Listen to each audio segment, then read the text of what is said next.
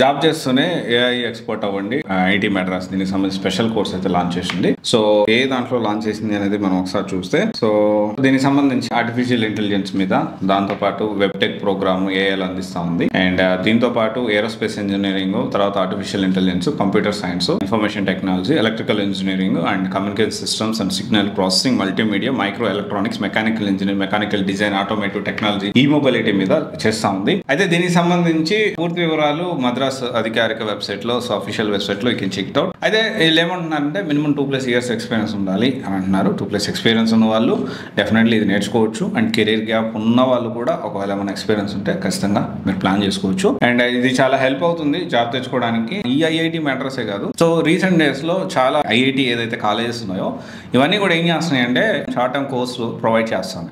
So PG in diploma అని చెప్పి, 6 months course అని చెప్పి, 2 years పీజీ అని చెప్పి కోర్సెస్ అయితే ప్రొవైడ్ చేస్తూ ఉన్నాయి. ఎంట్రన్స్ టెస్ట్ ఏమి ఉండదు, లిమిటెడ్ సీట్స్ ఉంటాయి.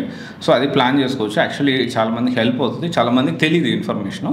సో ఇదైతే చూడండి, ఒకవేళ కెరీర్ గ్యాప్ ఉన్న వాళ్ళు లేదా 2+ years ఎక్స్పీరియన్స్ ఉండి అప్గ్రేడ్ అవ్వాలనుకున్న వాళ్ళు ఎప్పుడైనా గుర్తుపెట్టుకోండి, ఇది మన సాఫ్ట్వేర్ జాబ్ వచ్చిన తర్వాత స్కిల్ అప్గ్రేడ్ అనేది చాలా ఇంపార్టెంట్. ఎప్పటికప్పుడు మన స్కిల్స్ అప్గ్రేడ్ చేసుకుంటాము, డెఫినెట్లీ మన కెరీర్ అనేది చాలా స్మూత్గా వెళ్తుంది.